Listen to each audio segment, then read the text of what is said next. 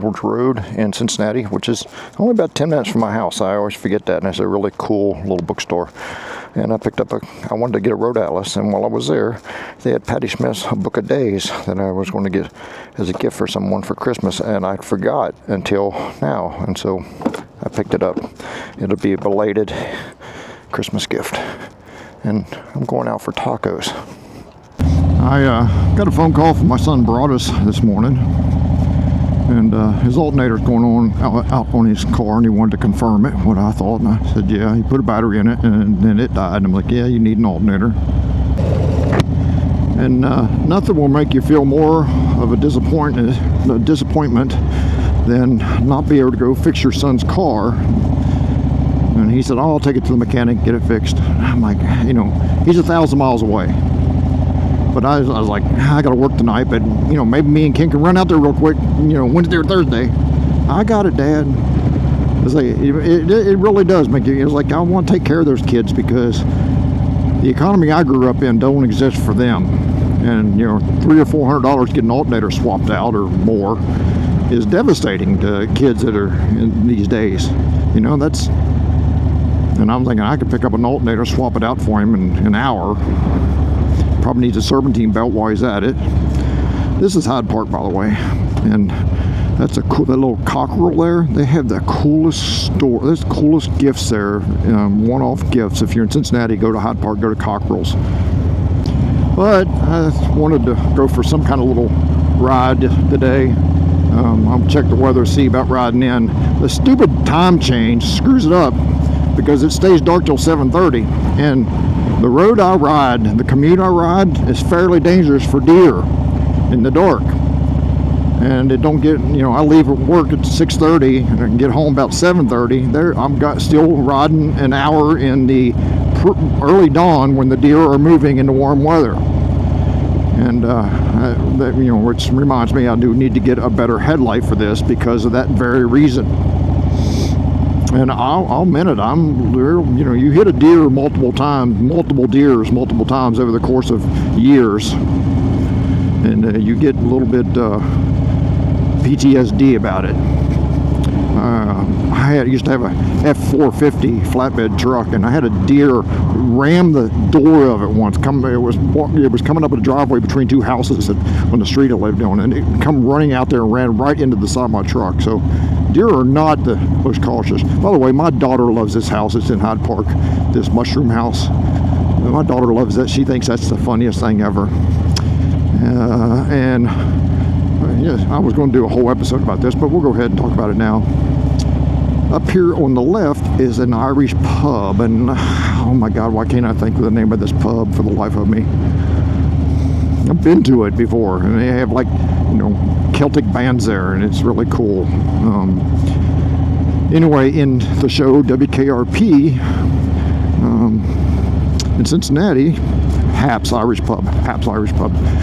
In the show WKRP in Cincinnati, that is one of the drinking spots. It was briefly mentioned for a second in Johnny Fever's drinking spots, Hap's Irish Pub. I think he played darts there once, if I recall. But one year in the Flying Pig, I wore a Black Death Lager T-shirt, and they were, you know, of course, Flying Pig goes right by here, and they were all out there with their steins, and when they seen my T-shirt, it was like I had my headphones in, I could hear them roaring laughter, cheering. They come running out, and I stopped briefly and had a, you know, drink out of one of their steins, because that's what you do in the Flying Pig. The Flying Pig totally is a celebration marathon, and it's not like any other marathon on the planet.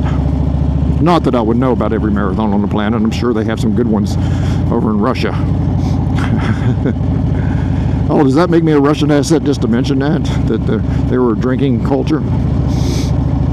Or Dublin. I would love to do a marathon in Dublin. That would be exciting. I know, I'm getting ready to get my passport. I need to talk to Angus about it, because Angus has just got his passport. Oh, these guys out here riding their bicycles in shorts. How festive. I'm really enjoying the weather. I'll be honest with you. I don't even know what time it is, but I know I don't have to be back to work yet. And I know that the taco truck is up here somewhere, and I just have to remember where it's at. I think this is it. On the left it is, and This is the best taco truck on the planet, on the universe, and it's Monday, and I hope they're open, because I know it's like Sundays are not open. I hope they're there. Hope they're there. Hope they're there. Yeah, they're there. Good. But bring your own drink, because they don't serve drinks, and that Shell Food Mart right there is a little bit sketchy. Just saying. And the best tacos here, and it's my daughter's favorite place to eat. And all right, we'll get some tacos real quick. Yep, we'll have me some steak tacos from George's. I got to work tonight. This is my long weekend. If you want to switch from days to nights, you get off on Thursday, you don't have to go back to work till Monday night. And they always go, well, you know, you got 4 days off. It was like, no, really, because Monday, all you're doing is mentally preparing for the night, sleeping and stuff. But I was like, you know, the weather changed from, you know, winter to almost instantly to, you know, summer. I'm wearing my Dixon. You can see the piece of it, Dixon Disco bamboo shirt, and my Torque motor armored hoodie. I sound like a Marvel 87 kid commercial now, don't I? So you can't hear it, but somebody over there is shouting. Somebody else is calling the cops. We are in the hood, and things I don't do for an adventure. I went to get Alcolo, which is the Cody Detweiler brand of liquor. It's gluten-free and no carbonation. It's very odd to drink, but I got a co-worker that loves it, and he's like, well, get near someplace, get me some. So I took my Torque Motor Company backpack, which has a pouch so you can put it on your sissy bar, but there's no good way. I need to get me a strap or something to hook to my sissy bar, and I'm hoping it rides. I'm only like 11 miles away from home, so we'll go that way. And, normally I would, so let's do a little quick thing. You can see my Cruzy original K-bar there with the crash bar thing on it, and I put these on. These are Amazon specials. I had them laying around forever. I've had on a couple different bikes, and had to mix and match some parts to get it to work right. But this one here I have a little bit low, and one of my Converse today. This one's a little bit low. I need to raise it up, and the angle is a little, the angle needs to be more like that. And I'll go over to Pete's. Pete likes nothing better than to mess with stuff like that, or nothing better than to mess with stuff like that. Or maybe Pete can come over to the Inherently Dangerous Motovlog headquarters. Let me show you the Dean. You didn't get to look at it earlier. That's the Dean Speed sissy bar, which is a beautiful piece of work. A lot of people don't like that point, but I do. I think it's kind of traditional, dangerous. And I got the passenger section. The load light rode good, but I wish I had a sis. I wanted to get a bungee cord to go from there to the top. There's a hook I could hook to the top. Yeah, I put these on, which didn't exactly protect my bags, and we won't talk about that, but I will buff that out. It'll buff out, and then touch it up or paint it if I have to. I used to do that for a living, so if I have to. And you can see that I got my